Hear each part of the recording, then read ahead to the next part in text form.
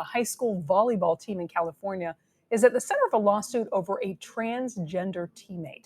The athletes go to Jurupa Valley High School. The lawsuit was filed, excuse me, against the California Interscholastic Federation and the State Department of Education.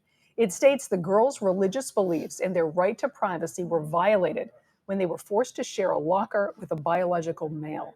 The team even chose to forfeit several matches. Jim Rosenfield and I spoke with the team's attorney, Erin Mercino, along with one of the athletes, Hadil Hazama. Hadil, let's start with you. Thank you. Tell us how this all started for you and the team. Well, since my freshman year, I've been an athlete with this student, and I never said anything. I never spoke up about it. I've always just been respectful about it.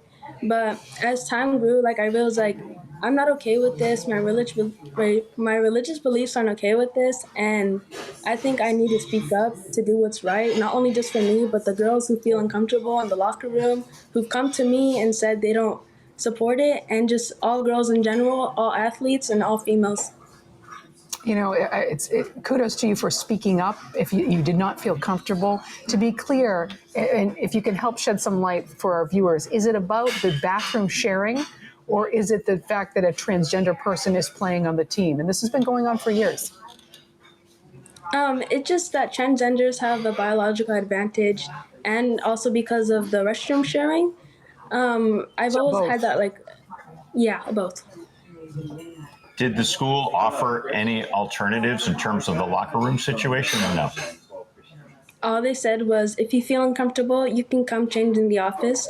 And I said, what if all the girls in school are uncomfortable? What would you do then? Then they said, we'd have to accommodate to them as well.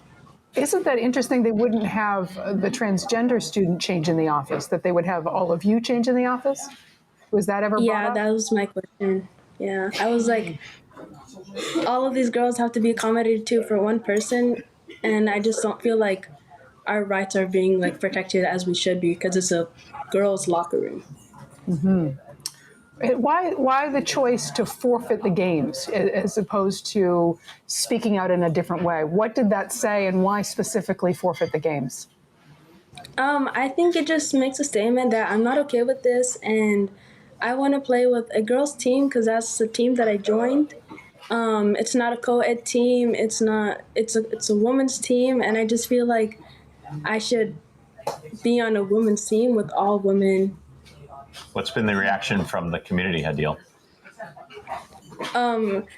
I've gotten a lot of support, especially from adults and from teachers, but a lot of my friends as well agree with me, and they said they're really proud of me for standing up.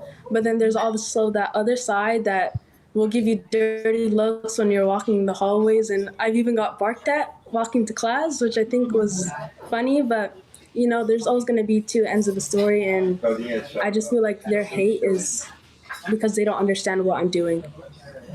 Erin, let's talk about the basis for this particular lawsuit. Explain what's different in this one, because California passed a law back in 2013 that does allow transgender students to compete on sports teams based on their gender identity. What's different in this case?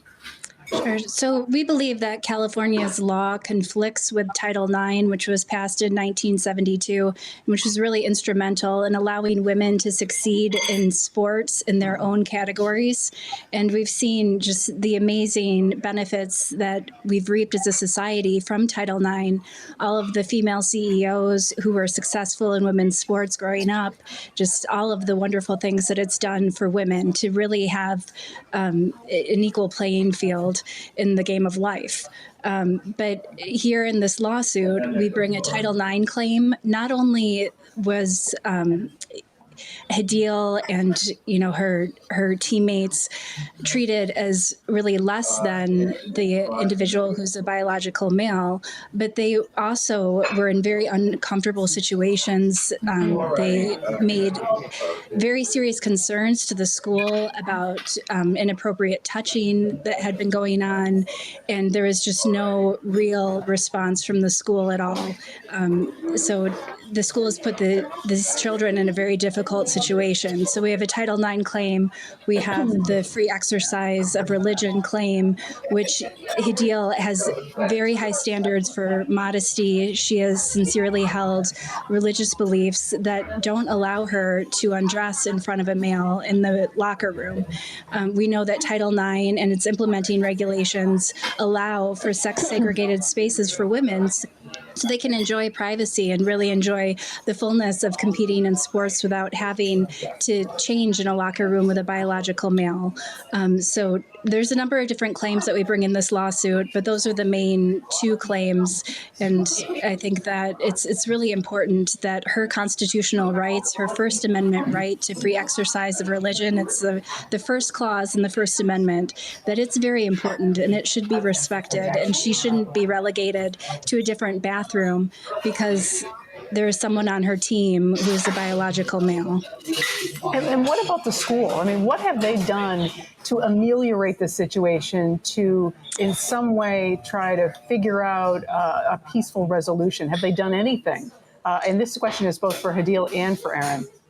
So before we filed the lawsuit, they did nothing. And I also want to clarify that the forfeiting of the teams, it was other teams not wanting to play Hadil's team. So there were 6 teams who forfeited games prior to us filing this lawsuit. So the girls were losing out on their season because there's a biological male on their team.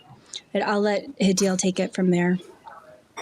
Yeah, there's been 6 schools that canceled, and then there was one game that we finally got to book. It was against Chafee High School, but that's when me and Alyssa decided to take a stand and show that we're not okay with this. And although it really hurts me to step down from my senior season, because I've waited for this moment since my freshman year, since my sophomore year, but I think it's a good cause that what I'm doing, so I'm willing to lose some playing time if it means that it'll protect more women in the future and in the present. What's the status of the suit, Aaron? So we've just filed the lawsuit, and now we're waiting for the next steps. We just received the different documents from the court, so now we're serving the defendants, and we'll see from there. We certainly want to take this to the furthest extent because we believe that Hadil's rights, they deserve the highest level of protection. It's amazing that these young girls have to be the ones carrying the burden of this fight, and that the adults in the school district, her coach, that they could not take steps to appropriately protect her and listen to her concerns. And so we believe that this is important for Hadil's rights, for every girl who is dreaming of succeeding in sports in America. We believe it's important for her rights, and we believe that it's important for women's rights across the country. And again, that was attorney Aaron Mercino, along with the athlete Hadil Hazama, the mother of J.B. Hernandez. That's the transgender athlete that's in the center of this, has criticized the child's school, accusing them of allowing the harassment against her child.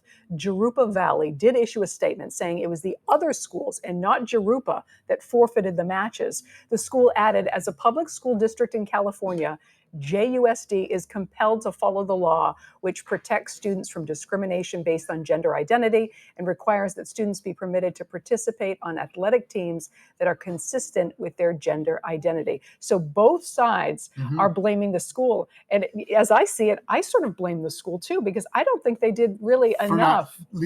For not showing leadership. Well, and not protecting students. Not only protecting students who felt uncomfortable with a biological male in the locker room, but also for giving the biological male a place to change. Why forcing them to change together if someone's uncomfortable? This seems like a situation that could have been really very easy. It's complicated, but that could have been that easy. Element of it. First off, great job with the interview. Thank you. I would love to have the transgender athletes' parents on this program. If they want to come on, we'd love to welcome you, because quite frankly, I don't see this ever as an issue about politics, Republican or Democrat. I have 2 daughters, and they would not feel comfortable changing in front of a biological man. Absolutely not. And I would not feel comfortable with that. them, yeah. But I, as a sportscaster, as a sports reporter, most of my life, I've seen and talked to several coaches. I've seen many clips online of athletes being hurt by a transgender volleyball player because they can spike the ball. This ain't close. This is like night and day how hard a man